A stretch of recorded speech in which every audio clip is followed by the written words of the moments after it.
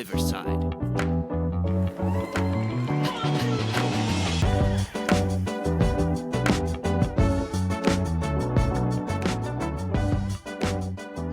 Hello, and welcome into TheSadFan, where we talk about the good, the bad, and everything that made you sad. And there's a lot going on this week. We've got, payments in Chick-fil-A bags and Burger King bags and McDonald's bags and Shake Shack bags and Waffle House bags and whatever Those else are you some could good think bags. of. Those are some good bags. Some solid All bags. Yeah. You've got puts a whole new meaning to get your bag. So did it include a burger with the money? Probably, right? Maybe it was the lettuce. I'd be kind of upset if it didn't. I'd be like, "Where's my burger, dude?"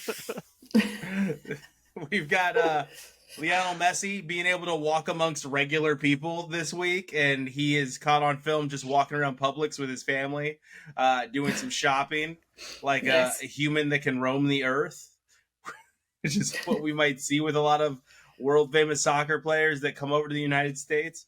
I think Mbappe was at the white party, and I'm sure he was like the least marketable celebrity there. Even though worldwide, he's probably one of the most marketable celebrities, probably second only to like LeBron James, maybe Tom Brady, as far as Twitter followers and Instagram followers is concerned. Damian Lillard, for some reason, is still on the Portland Trail Blazers because they refused to trade him for Tyler Hero. But it's funny because fights have broken out over who's better, Tyler Hero or who the 76ers are offering, Tyrese Maxey. So I think that's splitting hairs. And or it's the same person, it might be the Spider-Man meme. I think there might be a pigment issue that people are actually mad about there. And then you have the NFL running back situation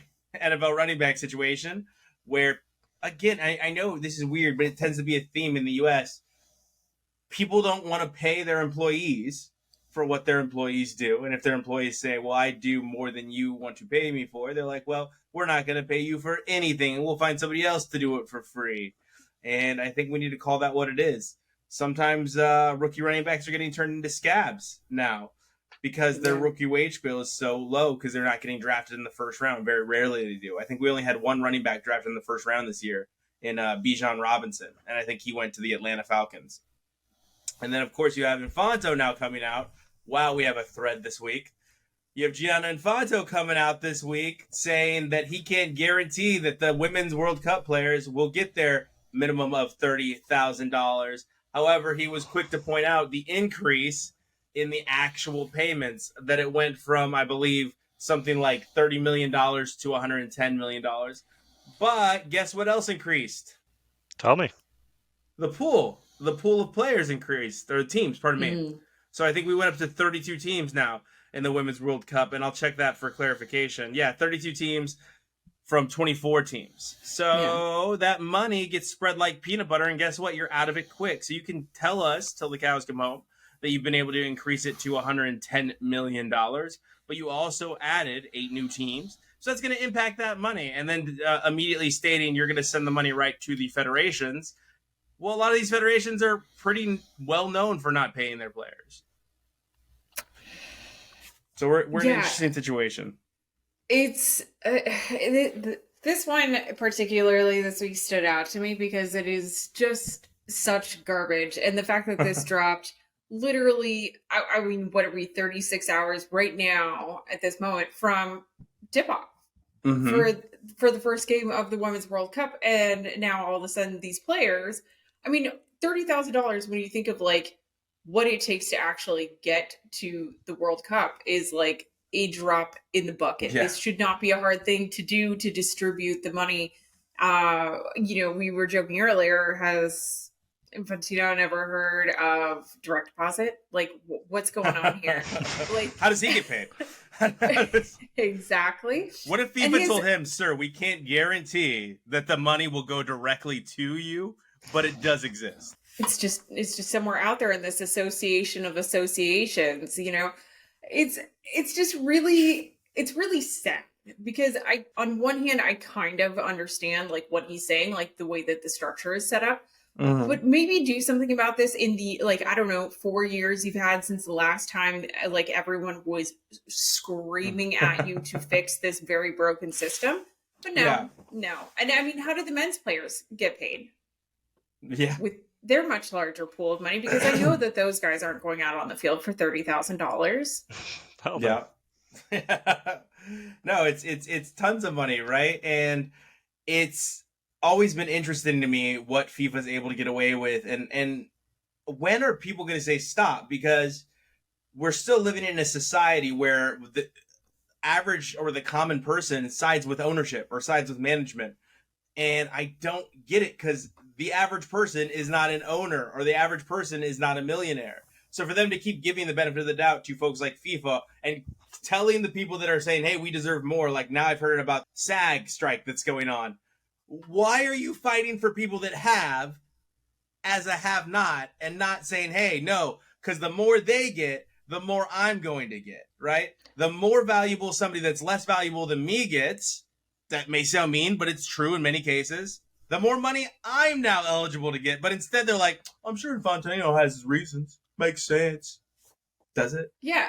And I mean, I can understand, when you look at the Women's World Cup, or, in some degrees, but any of these, like, professional sports deals, right? Like, the reason why you're hearing this news and you're hearing, like, the reactions from celebrities, players, from, like, Megan Rapinoe and from, Harrison Ford, when it comes to SAG-AFTRA strike, they are the poster child. They are the ones who are able to communicate the message. You don't want to hear, like, the general public doesn't really care what average background, actor that works in like 4 different shows every week, but you would never recognize his face. And they certainly don't care about the deep bench players who are still like struggling to get by from week to week because they are like, just making minimum salary in the women's leagues. It's Yeah, NWSL and the Premier League yeah, I Women's was League. thinking globally, but yeah, I mean, it's really important. Like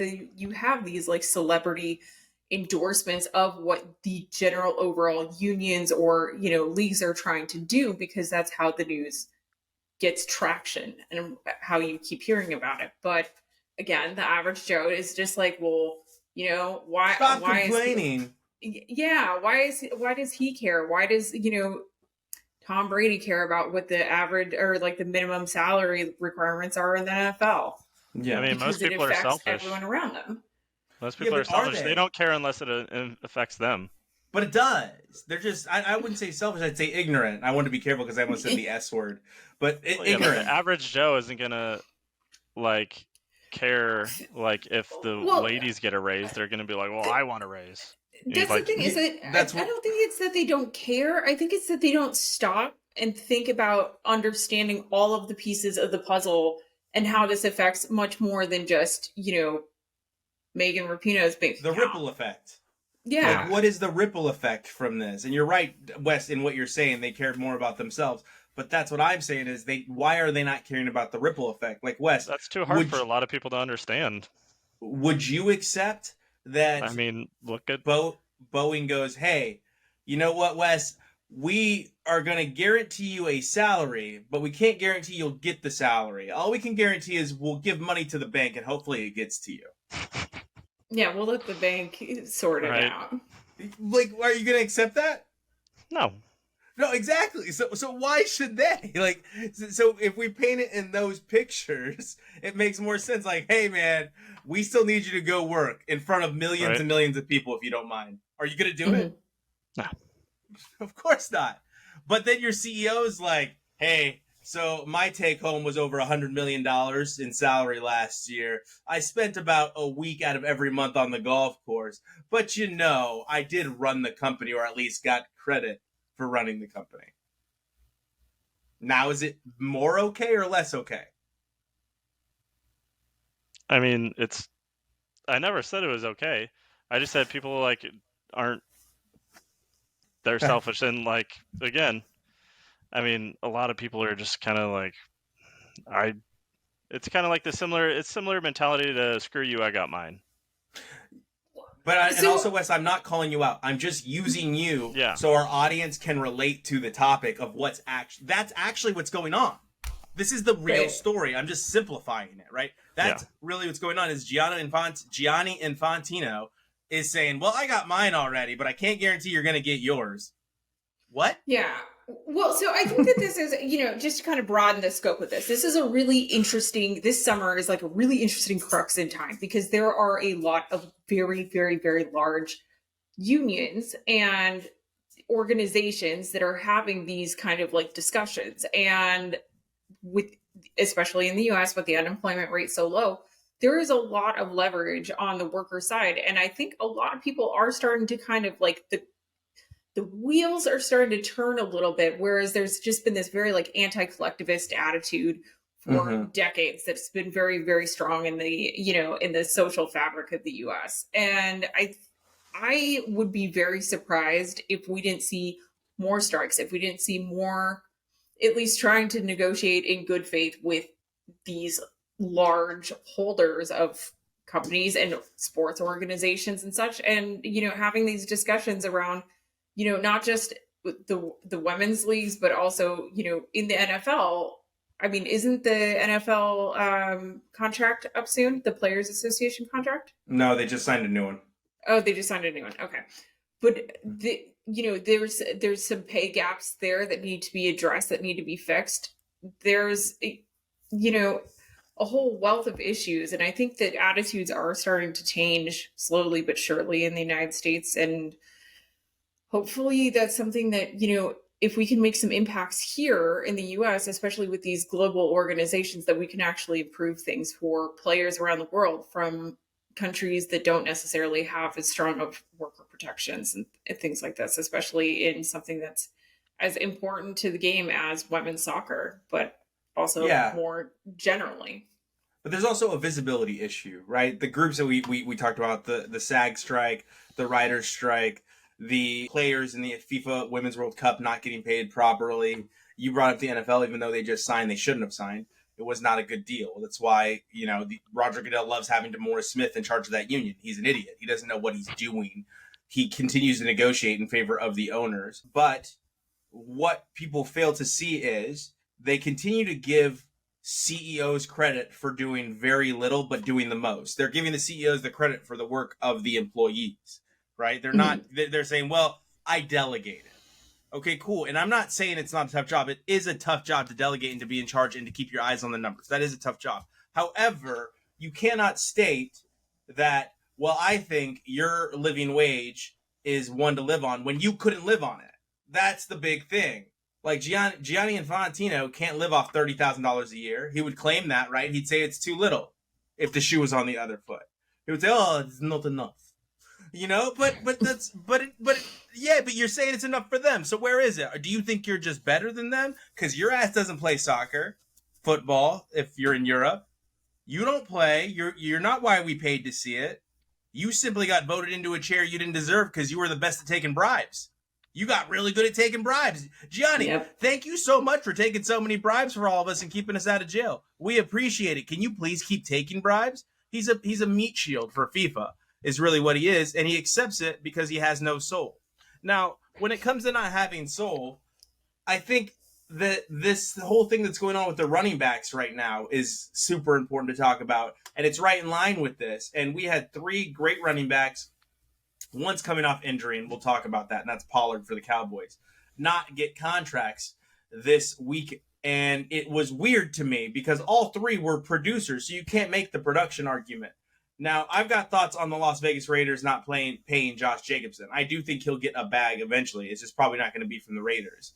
But we also had Saquon Barkley, who was the 4th in the NFL, 4th leading rusher in the NFL last year, not including his pass yards or receiving yards, pardon me, that didn't get paid. That didn't make a whole lot of sense to me. So, Wes, what's your opinion right now on the running back market? It's tough because a lot of teams have had success with running back by committee. Mm-hmm. And then you also have teams where, like the Giants, where Saquon Barkley makes up and who's Christian McCaffrey on now? The 49ers, 49ers. Yeah, I mean, where they are like an all-purpose back, and they get tons of yards every game, 100+ yards, couple touchdowns, and it's like, I mean, I see a lot more running backs now kind of being shoehorned into receiving positions as well, kind of like Mm-hmm. dual-purpose backs, and honestly, I think that's kind of the future of the game. I mean, like, you still might have fullbacks, like special use at the goal line, big dudes who can just punch their way in. But, I mean, because it is a brutal position, and they do have the shortest, like, career span. It's Yeah, the way it is. but we got to talk about the pay. What's going on with the pay there? Because I'm with you, and that's been evolving for a long time. The dual purpose back. I mean, their pay has been reflecting their durability, I think. I mean, That's what I think it's it not is as reflective well. of their skill, but it's reflective of their durability. Well, it's You not don't want to reflective pay of. someone millions or like hundreds of millions who might only be around for a few years, may not even might get injured before before the contract's up, or they might just like kind of run out of steam. I mean, they Mhm. still aren't reflecting their value to the teams. Yeah. Like even if there's like disparity, like why wouldn't the Giants pay to keep their star running back who is doing so much of this work on it, like on contract, like just because he has done so much for them. Like, yeah, maybe the Seahawks have less of a need for like an all-star running back. So they're going to have like they're not going to pay their running backs as much, and so there's going to be like fewer big contracts out there for them. But like still, just I don't know. It seems like there's kind of just this feeling in the NFL that like once you have like pay or like a position, then everybody has to pay the same kind of like across the board for like a certain caliber of player at that position, regardless if they're heavily used or not in the game. And it just doesn't quite make sense because that's not usually how an open market works. You pay what the value is to you as a business for that But you're only unique as item. valuable as that business is willing to pay. In that same argument, you're only as Right. valuable as what they're willing to pay. So you're right, Chelsea. Their output says, "Hey, actually, I'm more valuable than you are." But then you have 32 teams going, "No, you're not." And if not one of those teams is willing Yeah. to set up, we have a situation. And thank you, Ezekiel Elliott, for doing exactly what I thought you would do. It just shit the bed the second you signed the contract. I mean, still he still had some output, but he can't catch the ball. He wasn't as effective after he signed that huge 6-year contract, and that cost other running backs. Now, in the case of Josh Jacobs, That's who I was thinking instead of Saquon Barkley earlier when we were what's that? talking. Ezekiel Elliott. When I said Saquon Barkley earlier, like when we were talking before this, I was thinking. Oh, pre-production. I was thinking Zeke. Yeah. Gotcha. Yeah, I mean, and he maybe set the market back quite a bit. And Chelsea, I think in what you were just saying, what maybe a feasible option is, maybe after 1 year, a renegotiation. Maybe rookie running backs come in on a 1-year contract, a 1-year prove it contract for their output. What can you actually do? Or maybe we start ladening their contracts with lots and lots of incentives, guaranteed incentives, obviously, but then they don't get the guaranteed money for risking their body. So there's going to be pros and cons, give and take for each thing. For the Raiders, though, I actually understand it. They have to admit now they're rebuilding. They have to, because this is a rebuilding move to not sign the NFL's number one running back, and he was going to demand what, 60 million over the course of 4 years, maybe. So that's not really worth it. The juice isn't going to be worth the squeeze. They're not going anywhere. They need that money to peanut butter across their offensive line, their linebacking core, their secondary, Everywhere. even though they're just going to, everywhere. Even though they're just going to sign a bunch of Patriots that never achieved anything under Josh McDaniels. They do need that money. Go ahead, Wes. I gotta say, the Seahawks are probably like the biggest offender of it. I mean, ever since Marshawn was gone, it's been running back by committee. They've drafted like a running back every single year, and I the don't running know. back's been good for. Dude from Michigan State was great last year. But they've gone through so many, Walker. and they'll get Walker. injured. That's his name. Yeah, His name is but Walker. they'll get injured, and then like the next year their output won't be as good, and then they'll sign a new running back in the draft, and it's like there's always like a new face, and then like the new guy will have like a couple really great like games, and then it's just like it's been a constant cycle of new running backs for the Seahawks. But I don't So- think And, they it, and, wanted it, and that. it's but the Seahawks also rush like the most. Like, I mean, they're like one of the top rushing teams, and so it's a lot of yards, it's a lot of load for a running back to carry, and so they do running back by committee, and it's worked out ever since Marshawn's left. No, I mean, Kenneth Walker carried the load last year. There was no committee last year. Like you had DJ Dallas was fine, but Kenneth Walker carried that team. yeah, but he didn't get like 80% of snaps. He may We have had the can't. most yardage because he was the best. He also got But- hurt, which Yeah. is your point. Chelsea, what were you saying? No, I was just gonna say, like, I remember us having like a lot of discussion around some of the NFL rule changes, and I'm wondering if there are, because I can't remember off the top of my head what exactly there were. I know there's gonna be like some stuff around like tripping and stuff like that. But I'm curious if there could be any potential changes to make it a little bit safer for these guys. I mean, I'm not exactly sure how. I'm not a rules buff. I do not claim to be, but that would kind of help these guys out in terms of their longevity, because clearly, like, player safety here is an issue. And you know what? Like, any of these, I guess every position's dangerous, but you know, these guys, if you look at, they are the youngest out of the league. They just expire out. So I mean, maybe there should be like a little bit of a safety balloon in there. I think average career length is still 4 years, but let's make this edible for the audience.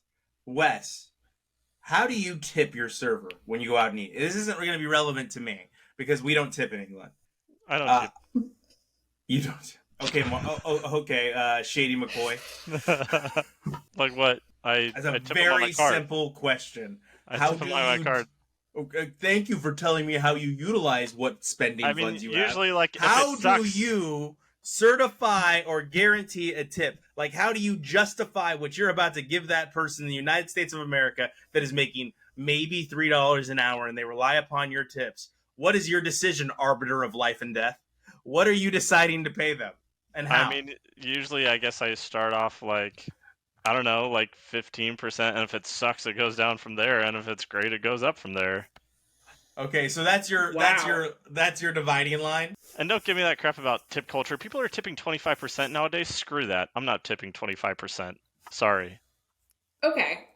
So, yeah. It So used in to New be, York, and then it went up to like 15, and now people are like trying to justify like 20%. No. Okay, so in New York, the standard is 20%.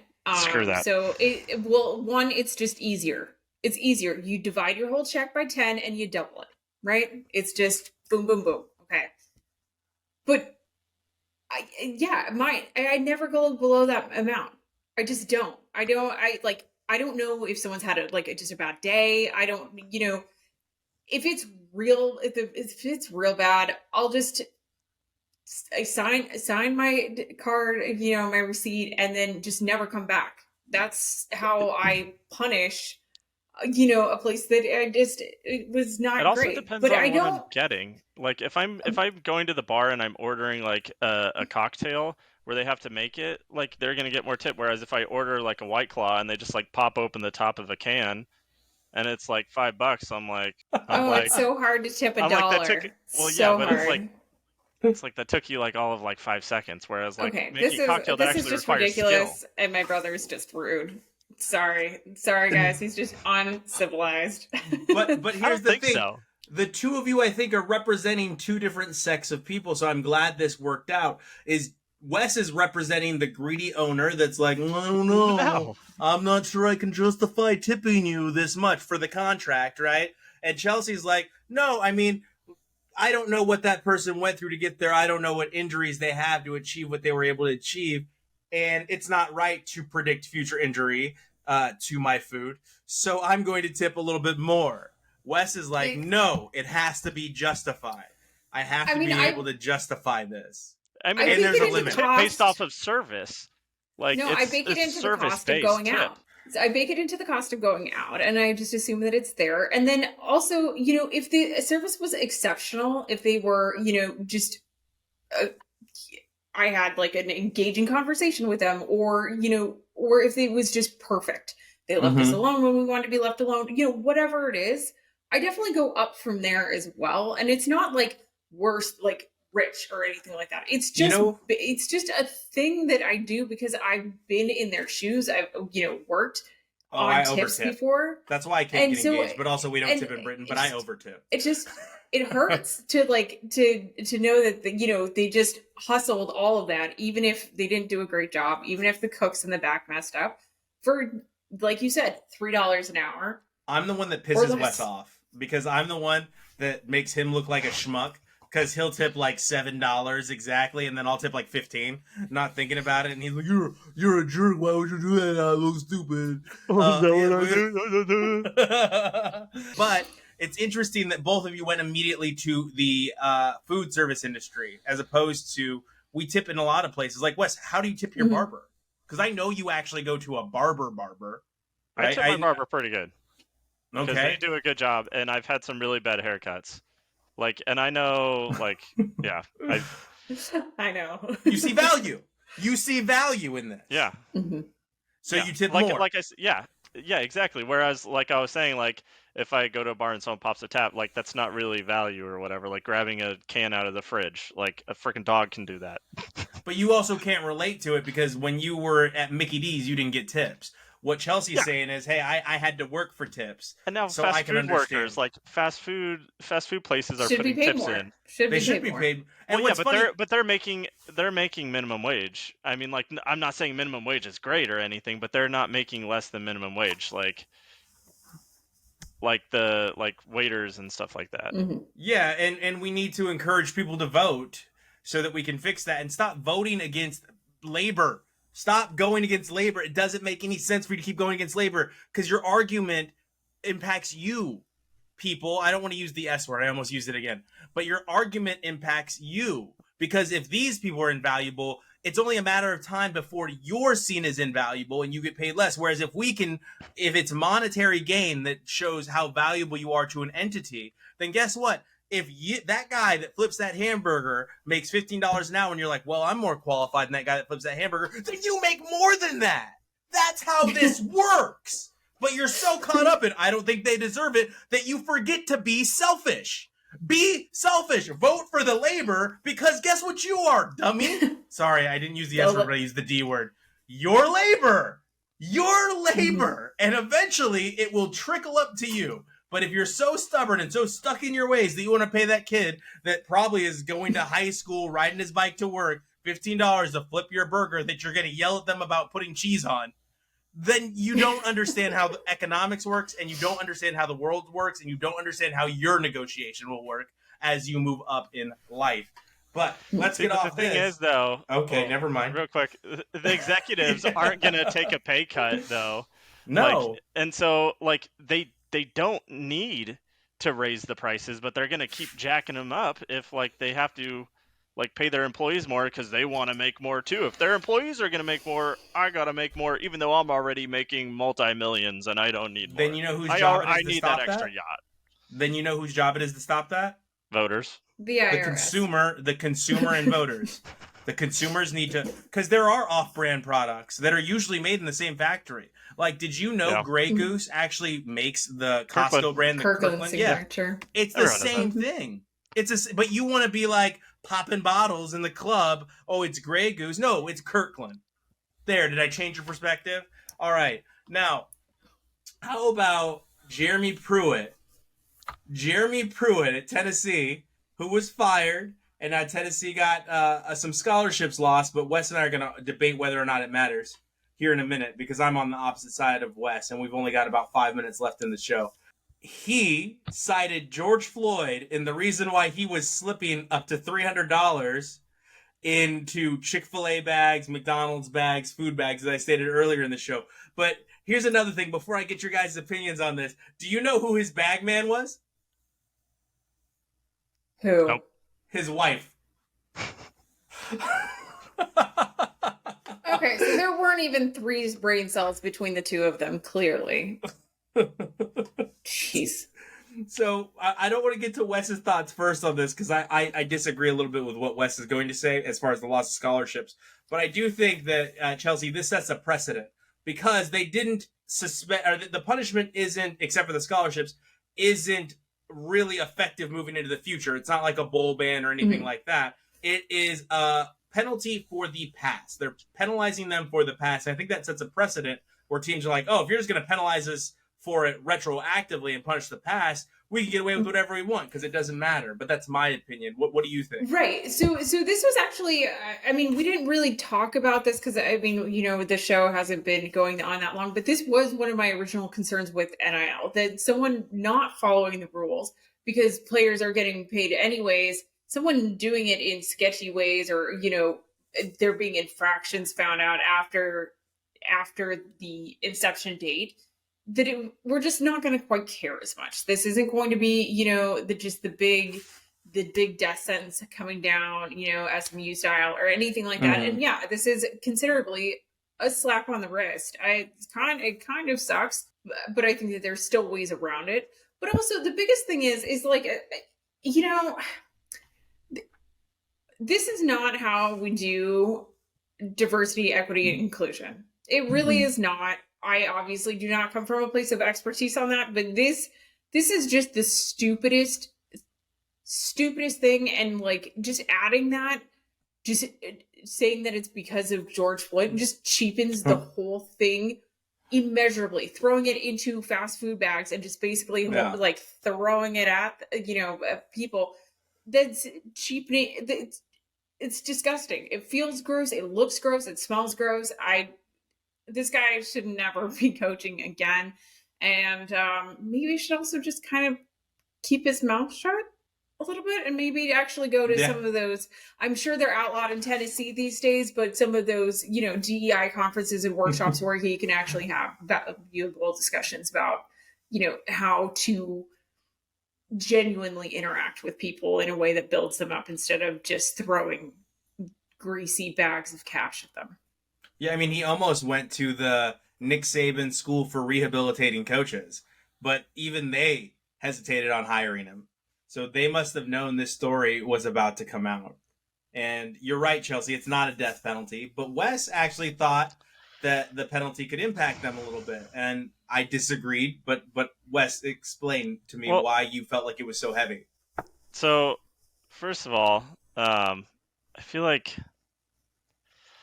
he wasn't, I don't know. I feel like he just like kind of used George Floyd's name as like a cop out or whatever. Like kind of like wasn't thinking Chelsea's he was saying. like, George Floyd, you know, like racial inequality, George Floyd. Yeah, he was just trying to like, he was backed into a corner and he just like blurted it out. So sorry, but the scholarships, I think 28 scholarships. I'm not sure how that's broken up, like per year. I was just thinking about that, but I think I mean, scholarships do impact because, I mean, like you were saying, they could use NLI to offset that. NIL. Yeah, NIL. But I think that's going to impact the number of players that they still get on their team because it may not impact like their front line, but their depth. It will definitely impact their depth. And I think that's key. That's key, especially as you get later in the season and you start playing like for Tennessee, like Alabama, Georgia, and they don't have those players off the bench that they need to compete. Right. I mean, as soon as you get down your depth chart, even just, you know, one level, where's the NIL money for those guys? So, but those aren't the scholarships they're not going to give away. They'll give those people scholarships, right? Because those scholarships don't always include food and things like that. The scholarship isn't a payment.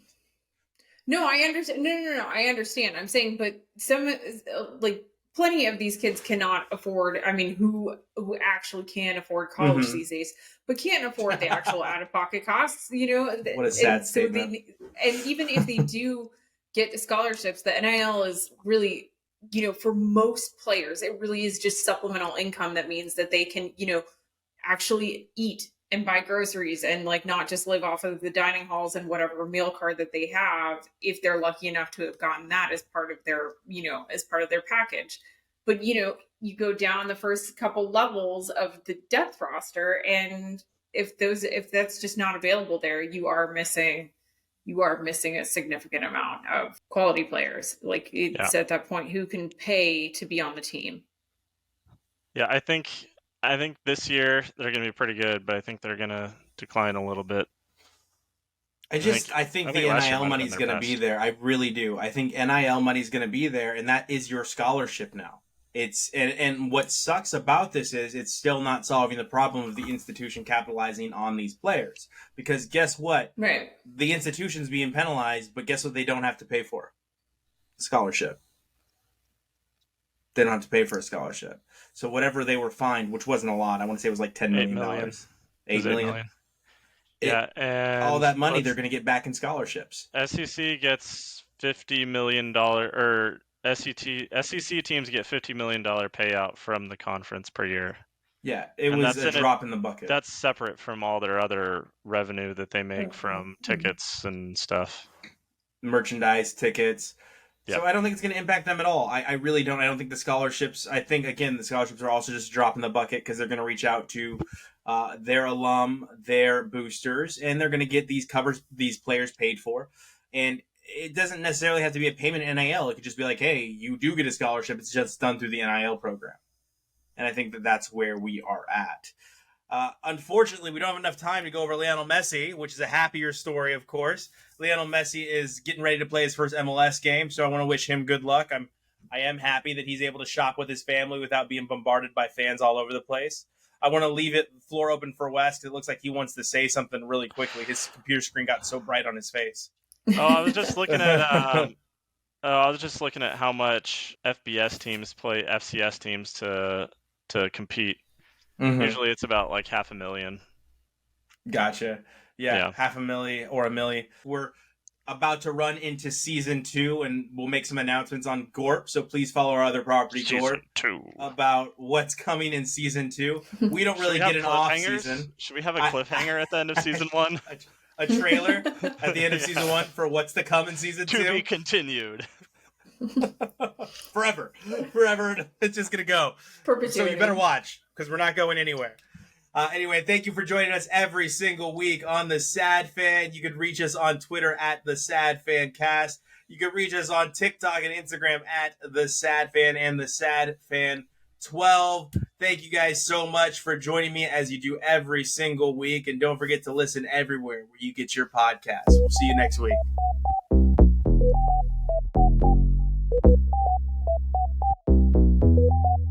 No way.